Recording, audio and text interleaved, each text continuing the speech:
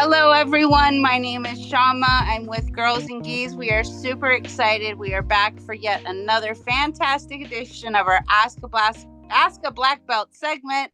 We have a very special guest on today. We have Lyzz Mitrovic with us today. She'll be talking all about her jiu-jitsu journey. If you don't know who she is, well, you will. She's blowing up. Her jiu-jitsu journey has been amazing, and we're super proud watching her trajectory is just going shoo.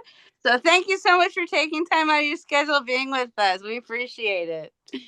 So how did you find jiu-jitsu? Like, did you have a background in sports, martial arts, and then you have a background in science? What kind of led you down this path? So when I was in college, I was going to college for entomology, so that's where the science comes from.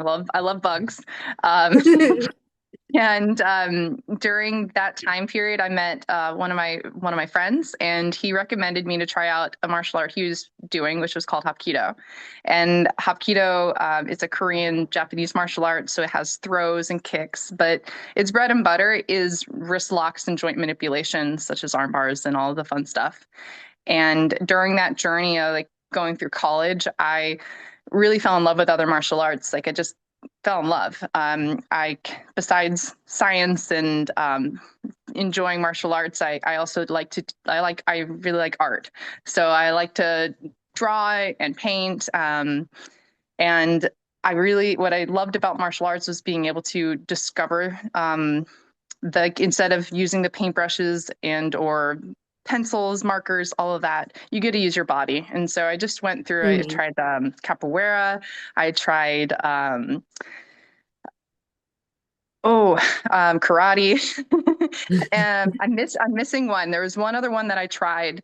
Of course, there's weapons. I was playing around with weapons as well.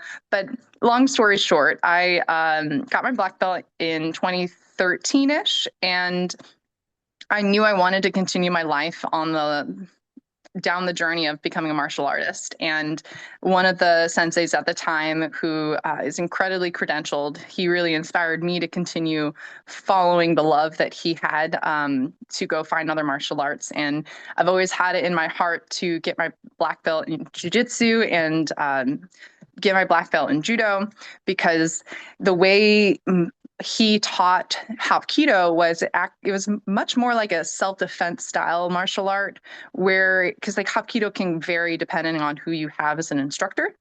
And the way he taught it, he actually had a portion where we did some groundwork. And I found that I really enjoyed the groundwork. And that's what helped lead me down between wanting to have that high goal of getting a black belt in jiu-jitsu and getting a black belt in judo and learning their martial arts. And so once I taught for about a year, and I was hemming and hawing on which one to do, and he really helped guide me which one to choose at the time. And because of his knowledge, and he recommended to do jiu-jitsu in the area, as I had better teachers and instructors at that time. So, and that's how I ended up starting jiu-jitsu in 2014 at Uriah Faber's Ultimate Fitness with Dustin Akbari. Yeah. Nice. Did you know right away you wanted to compete? Were you immediately hooked? Yes, I want to go down this path now that I'm in the door, this, or was it something that kind of came later, or? So I didn't know Hapkido. There is not really competition, especially the way my instructor taught it. It's very much self-defense. That's they can't come at you and then you break them because they've trespassed against you and they deserve this. So there is not very much competition. That I was my instructor, who kind of, instructors kind of lead you down different journeys, and he is not into competing with Hapkido. So I didn't compete. It wasn't until I started. I did not know that there was jiu-jitsu competitions. I didn't know anything about it. But the moment I started, and then I learned that you could compete, there was a in-house. It was in-house. It was at our gym, but it wasn't us competing against each other. It was a actual competition that people came from other gyms to compete at. So it was a very small little one. Yeah. And so 2 months in, I decided, I think it was like 2 months. It might have been, no, it was three. Yeah. Cause I started around like February of 2014. So yeah, right around May, I was like, you know what? I guess I'll try it out. And then like experiencing the first competition, I was hooked with competing. It's just so fun. You do it a lot too. I mean, everywhere I look, I'm like, oh my God, she's in this one. Oh my gosh, she's in this show. She's in this show. She's in Europe. She's in America. Like, I'm like, holy cow. Which has been one of your most favorite experiences so far? Oh man, that's such a large question because I feel like as I've gone through the journey, there's different ones that hit differently.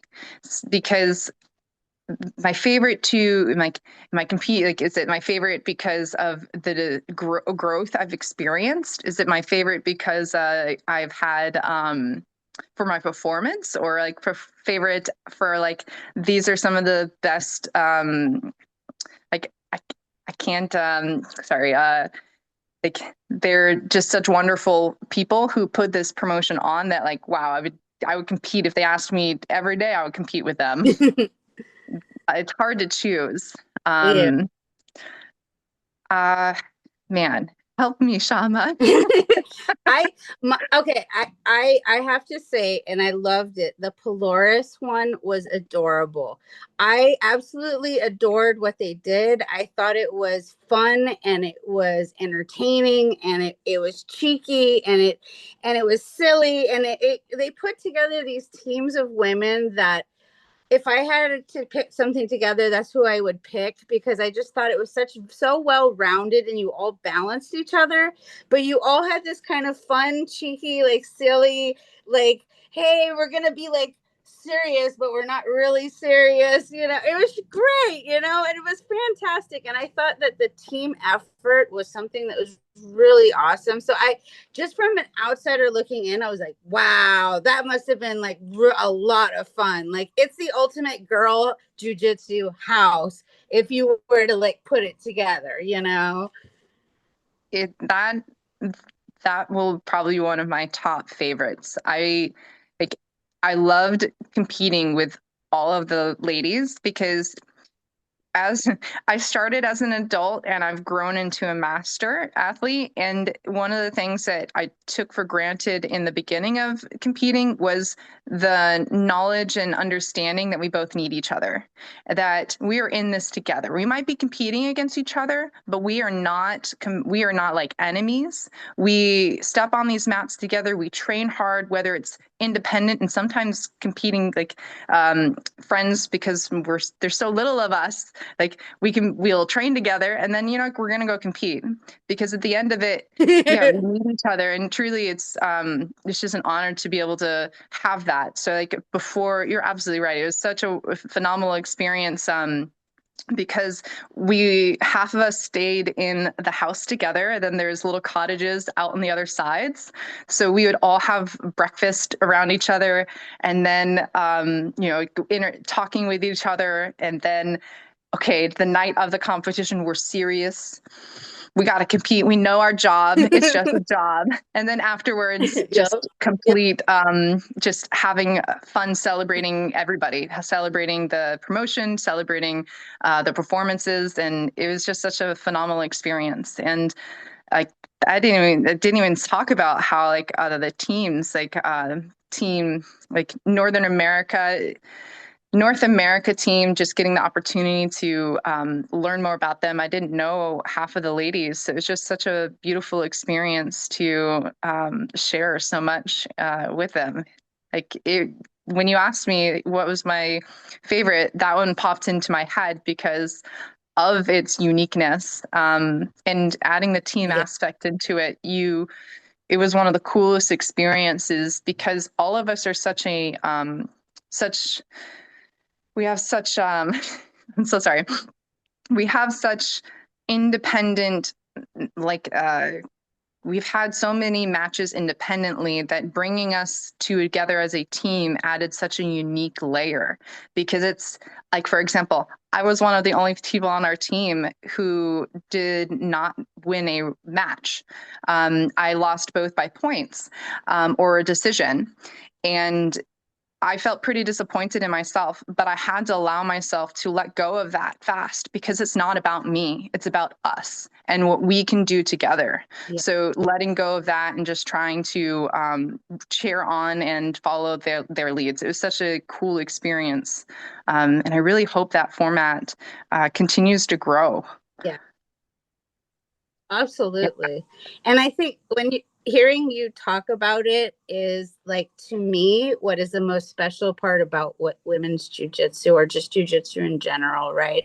Is like, we got to go back to that thought, is like, yeah, we are out there, and like, I want to win and you want to win. And yeah, we're training together and we're supporting each other. And yeah, maybe we got to compete. But the ultimate goal is for all of us to become better people. And we help each other rise, like, as opposed to like fighting each other every way. Like, if we're pushing each other and supporting each other, we're all going to get better, and it's going to make it better for everybody. So I love hearing that, because as an outsider looking in just on social media and watching the fight, like, that's what I felt. And I was like, that you make me so happy to hear that that's what you experienced, because that's what I watched and went, wow, this is what could be, like, I think, like, with MMA, it's different. Like, you see these women, it's a different dynamic, right? There's a different expectation of how you have to sell tickets. And I hope that jiu-jitsu can maintain to this kind of fun, pure,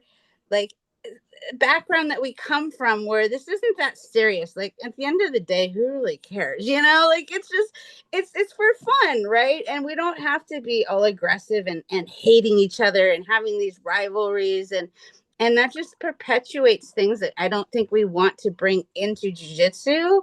And we're such a new sport. So I love seeing that there are people that are putting on shows like this. That really makes me happy, because, like I said, as a viewer, I was like, wow, I want to be in that house. Like, that must have been so much fun, Like, I love doing silly stuff and being ridiculous, and like, that's great, like, and getting down to business and fighting. And I think it's such a good message to the little girls too, the little girls that are looking up to us, all of us, and especially you guys right now, because you guys are front and center shaping what jiu-jitsu is going to look like for these girls. So I think you're an incredible role model. And that's why I love like featuring you and working with you, because you are, and you're so well-rounded. Like, I love that you have these arts backgrounds, and you have the brains and the bronze, which is amazing, because you show that we can be everything, right? So tell me, like, your schedule is blowing up. How are you maintaining working full-time, training, traveling, competing? Like, are you looking to make any kind of career shifts here? Is jiu-jitsu going to be it? Like,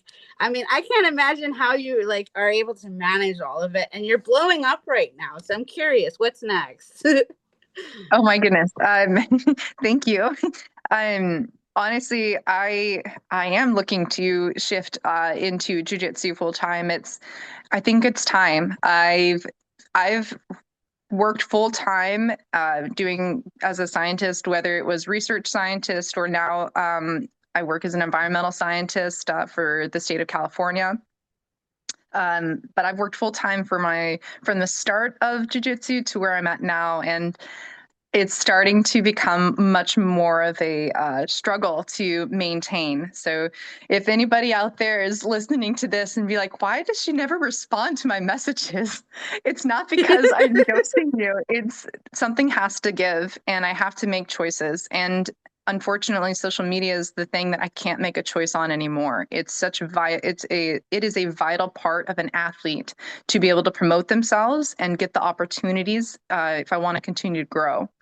And so I'm going to have to make that transition, and I'm already starting to work towards that. So in the future, there'll be, I'm looking to open up a coaching business and also shift into, thank you, and shift into more of an instructor role as well. So I'm going to be looking forward to those opportunities. Nothing's set in stone just yet, so I don't want to like put too much out there, but for sure those two things will be shifting in the future. And it's felt incredibly exciting and like, yeah, a little nervous, nice. but I think you know what, time. you just gotta jump. Like it's time. If there's a time to do it, now's the time. And you know what? The bugs will be there, and you can always go back to being an environmental scientist. You know, like you only get this window, and it's true. It's like as humans, as athletes, really, we just get this very small window, and you're in it, so run with it. You know, and I think Ronda Rousey, like her or hate her, like she showed us, like you got to milk it for what it's all you can get out of it, because it doesn't last forever. You just got to charge it. Yes, it's so true. Yes. Yeah. It's moments like these that I need to like just box and take in for later. Part-time life coach. No, but it's true. I mean, I've been doing this for a long time, and it is, you know, I realize now that I'm kind of over my prime and I'm in my mid to late 40s now. Like, I'm like, you don't know when your prime is. Like, you just think it's going to last forever. So if you feel the synergy, as Chelsea Leon always says, like that's the moment you got to go for it, you know, like just charge it. So I'm glad you're like answering the call, because I think you're going places for sure. So I'm excited to see where you're going. So tell me this, if for someone who's maybe like coming from a background that you have, that maybe said, you know, I don't know if martial arts are for me, what is something that you could tell them to get them to encourage them to explore it and at least try it? Oh my goodness. Like Jiu-Jitsu will change you first by challenging you. And one of the things that Jiu-Jitsu has taught me, I'm just going to go off on one.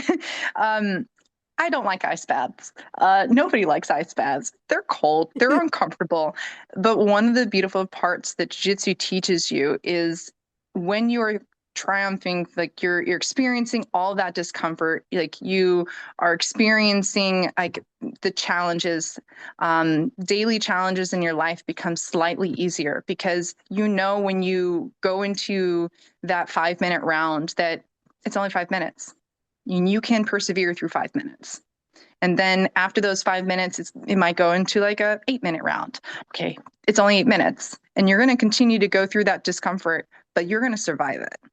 And I really feel that push through those discomfort and uncomfortabilities, the things you don't want to do, it allows you a life skill that you can persevere through it. It makes you have grit in your life, and discover, like really working through to gain grit and perseverance in your life it's not something we want to do, but Jiu-Jitsu teaches you that you can. And I feel that that little life lesson is why I hop in that ice bath, because I know once I put my swimsuit on, I'm going in that ice bath and it's only going to be X amount of time in there. And that life lesson was created for me through Jiu-Jitsu.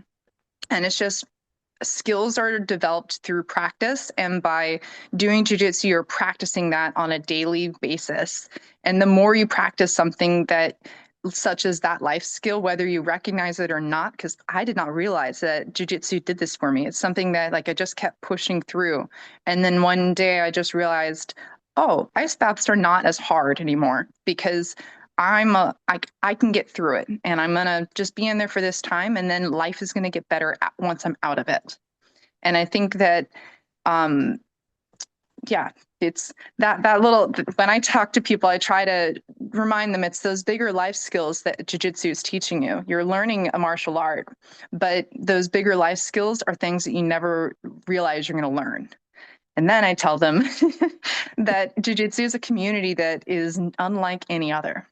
You put your life into other people's hands and you trust them, and you gain a better understanding of the community and the people around you. And again, back to what we mentioned earlier, you recognize just how much we need each other to do Jiu-Jitsu, but in a grander scheme, that you need each other in life. that community is what makes us grow as people, and we all need each other. And the friendships that you create by doing jujitsu are just some of the most precious parts of life. That it's an investment in your mental health and physical health as well. So, yeah, I could agree with you more. Like those, I think that those are lessons that I've had to learn too, and especially going through challenges that I have. Like I can tell you that it applies to everything.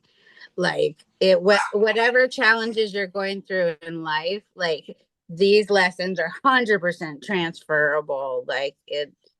No, that's amazing. That's awesome. Oh, well, that's cool. So tell me, like, I know you said you wanted to kind of pivot into instructing. Do you like working with adults or kids, or what is your preference? oh man, so I haven't had the opportunity too much to work with children. It's been pretty limited, surprisingly.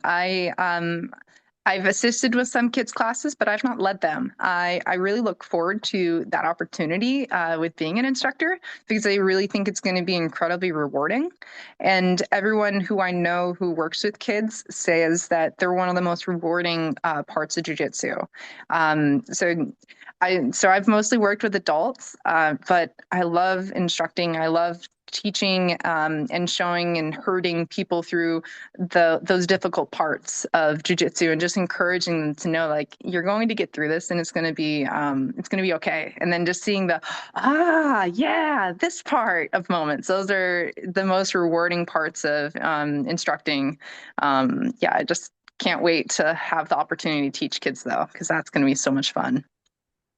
Well, yeah, they're like little sponges, right? They just like absorb everything. And they Just ask like, silly questions. Like, I I know, can't I wait for love those. Oh, that's awesome. So what are some of your immediate goals that you're looking at through this rest of this competition year? So right now we're in September. My goal is going to be to compete in NoGi Worlds, and I'm really excited because this is going to be oh my goodness, we're going to go on a little adventure together. Story time. So when 2024, I qualified for ADCC, and it was not even my intention to go. I went to trials, and I didn't know what to expect, and it was my first time doing this. And then I ended up making it to ADCC, and I was floored by the opportunity, but also overwhelmed that I only had 4 months to prepare for a rule set that I wasn't as intimately knowledgeable with. Like, I compete a lot in IBJJF, and I started working with a sports psychologist to help me with my anxiety that I started experiencing preparing for this tournament. And how I recognized that for me, it was recognizing I was really struggling to balance everything, but my mind was racing. So it was hard for me to go to bed at night. I was starting to mentally see the signs that I needed to seek help to make sure I can manage working full time, preparing for this incredible opportunity. And I put a lot of pressure on myself.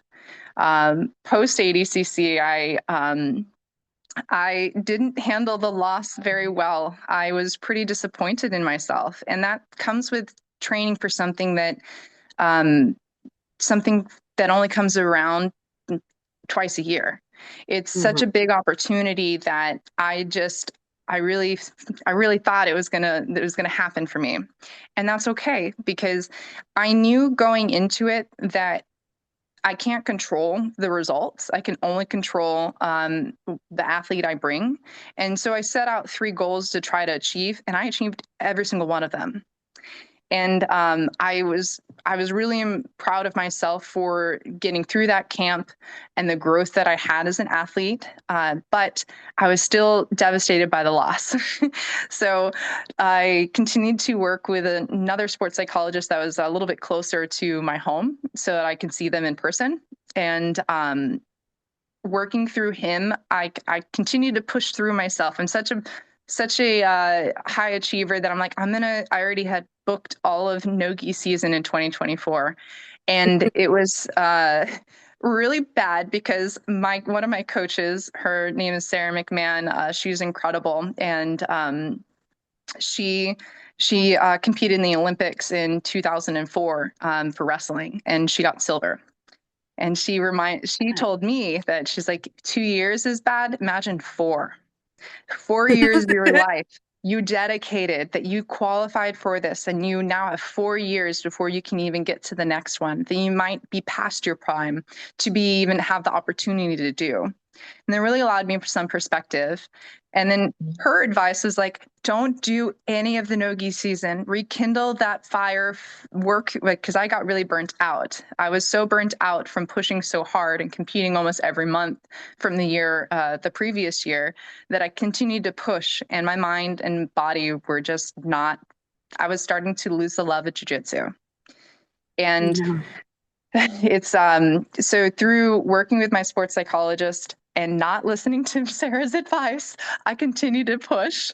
My sports psychologist is like just trying to have me use these opportunities as I went through the NoGi season to like find the joy in what I liked in competing. But my mind was so fractured. Like I knew half of me wanted to experience the joy. The other half of me still wanted to try to win. And the third part of me was still grieving the loss. And so flash forward, like I didn't compete I competed in NoGi Euros, and that was my breaking point. I realized that I needed to have time off. I decided that I wasn't going to compete in NoGi Pans, which was about like a couple weeks later, maybe 2 or 3, and that I'm not going to do a camp.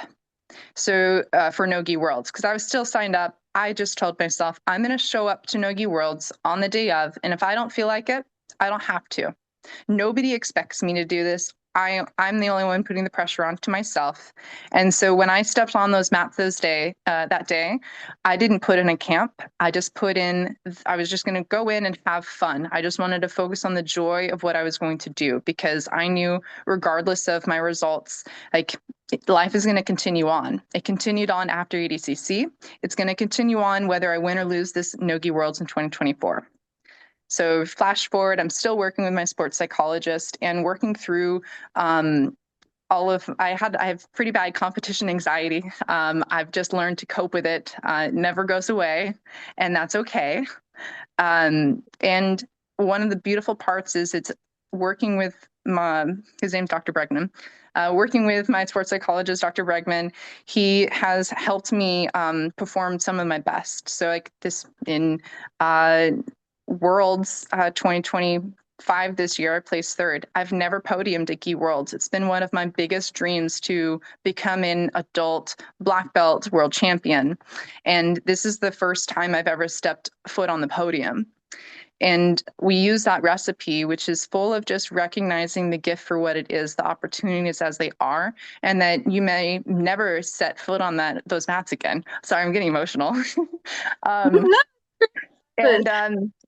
So seeing those, which helped guide me to allowing my anxieties to just, whether I win or lose, this is not going to affect me. I'm going to be okay. That it's okay to just go out there for the growth and for the love of what you're doing. It's allowed me to perform at my best. And so I used that same formula at Master Worlds this past August, and I performed some of my best. I felt so clean, so sharp, and I just loved every moment for what it was. And I took nothing for granted.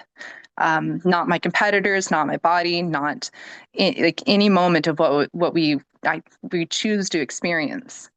And so what I'm really looking forward to for this next NoGi season is getting the opportunity to see that. Because when I had the breakout year I had in 2023, I really didn't have, I was always doubting myself. I doubted, like, I was fearful of losing. I was fearful of like not making it, not performing the way I wanted to, not showing the jiu-jitsu and the work I put in. And I doubted every moment of myself going and achieving what I did. And even when it happened, even though I knew I was very grateful, and I still am very grateful for everyone who's helped me along that journey, I was still in disbelief that it had happened. And so what I'd like to do for this next NoGi season is just experience and go through the love of the sport for what it is, and the opportunities as they are. Because like, as you mentioned, like I'll be 35 in a couple of weeks. I know that my prime is, who knows when it will end. So I need to embrace and enjoy the moments as they are and as they last, and do that without fear of any of it. And so my goal is, my next competition will be NoGi Worlds. That's my season. And yeah, I'm just really looking forward to going through that experience for it. So that's amazing. I think like, and it's so, I think it's so amazing to hear this coming from you, at like, especially being that you're at your prime of your jiu-jitsu journey right now, your career, and like talking about like, thank you for sharing that, because I think that that's something that a lot of athletes don't talk about, you know. Maybe it's like, but it's like, we're human, you know. And how I like, for me, how I see jujitsu, it's like it was a quest of self-discovery. Like, who am I? What can I, you know? And it's like, that's what I'm here. And so often do we get caught up in that competition, I gotta win mentality, that we lose the love of it. And I know exactly what you're saying. Like, I used to be super serious, like in camp. And I remember I came home to Hawaii for like a couple months, and I was like, oh my God, I got the Worlds coming up and I'm not training like I am every day because I'm far away. But I was going to the beach, and I was going and I was training, and I was loving jujitsu here with the people here in Hawaii. And I went and I killed it, because it wasn't matter like the quantity, it was the quality and what the why, right? Like, and yes. we forget why we love it when we're like in this tunnel vision of, I gotta win because I have these goals. And the problem too with jiu-jitsu is we don't have a season. There's no off season. Yeah. It's constant. It breeds burnout. Like, you're gonna burn out, like, eventually. Like, I ran myself through my 20s competing. By the time I hit my 30s, I was like, oh, geez, this is getting rough. You know, like, it gets harder as you get older. Like, you got to take breaks. And that's why most other sports have seasons, you know, like, Yes.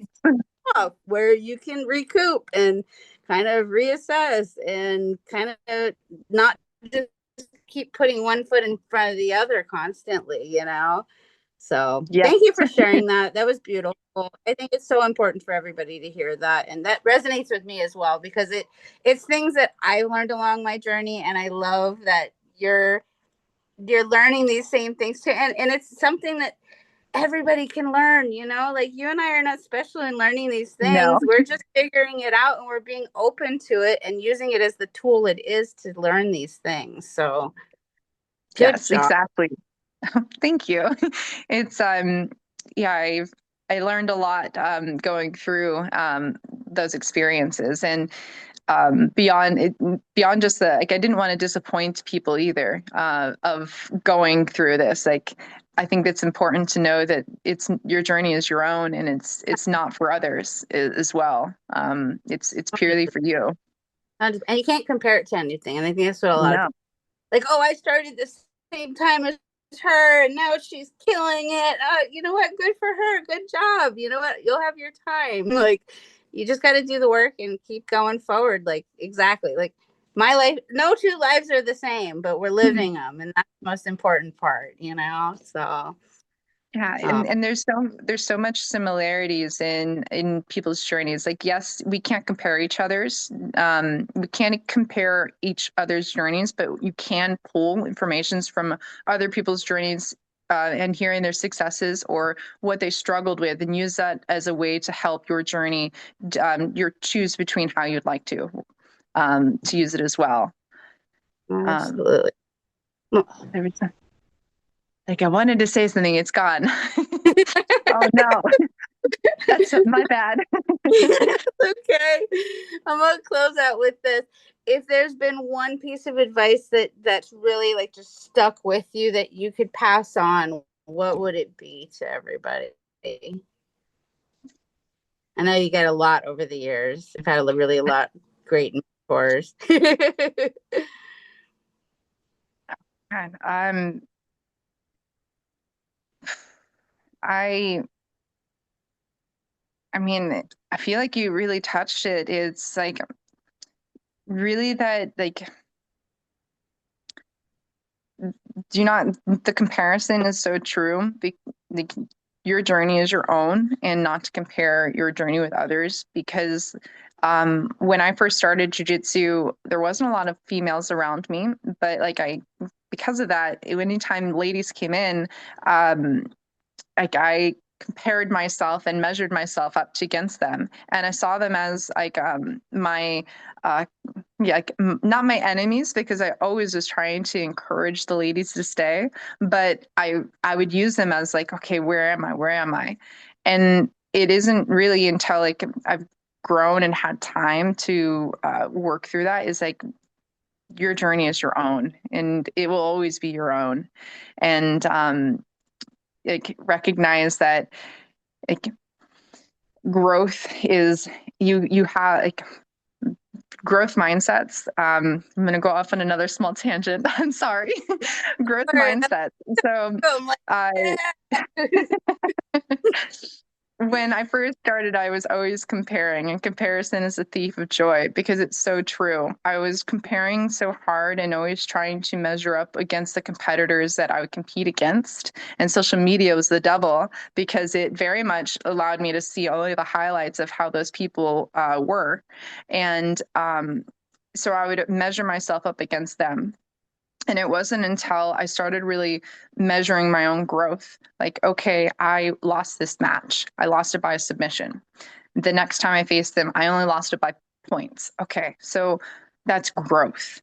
Whether, like, yes, I lost. Yes, I did, but that is growth in that. Like the next time I faced them after that, I won by a referee decision. And then the next time after that, it was like I won by points or a submission. Or maybe sometimes I lost, and that's okay too, because you are growing as you go. So the only measuring stick you have is yourself. And so finding those ways to recognize where those growth areas are. If you're a perfectionist like I am, if you are a person who struggles with finding like their footing, just find the areas of growth because we're always taking those steps forwards and 2 steps back and you're going to take a step forward. You are always moving little baby steps, whether you see the growth or not. Yeah. So, and one way to find that growth, if you need some advice, you're like, okay, Lyzz, this is great, but like, how can we practically use it? Is every day after class, write down 3 things that you did well in that day, and write 2 things that you want to work on, and be kind to yourself and give yourself that cup of grace as you do that, because yeah, continue growing. You are growing every time you go and do jiu-jitsu, whether you realize it or not. So that's actually my advice. That's awesome. It's like you have to celebrate every small victory, you know, like it just builds us. So, oh, that's awesome. You're amazing. I was like, yes, that's why you and I get along. Like, we're both these struggling perfectionists in an imperfect world where we'll never be perfect. No. But thank you so much, Shama, for the opportunity to be on. And man, I'm just so grateful for you and grateful for Girls and Geese for all of you do. And thank you so much for the community you guys have built. No, you're gonna make me cry now. Dang it. No, but it's a collective effort, you know. It's on part of all of us, and that's the most amazing part. Is like there's so many just amazing people that are on this journey with us, and all of us are learning, and all of us are growing, and trying to be better people, you know. That's ultimately the goal. And so I love when my paths cross with people like you, and I can't wait till it crosses again. And thank you so much for sharing your journey. And like, I love too that you touched on the sports psychology, because I think that's so important. It's not just a physical journey, it's a mental as well. And if you can conquer both, then man, you're killing it. So good job on you. That's awesome. Thank you so much. Awesome. Well, thank you everybody for tuning in. I hope you enjoyed this as much as I did. I learned a lot, and it's always a pleasure having you on. We look forward to having you on again. And thank you. We'll tune in with you guys next time. Take care.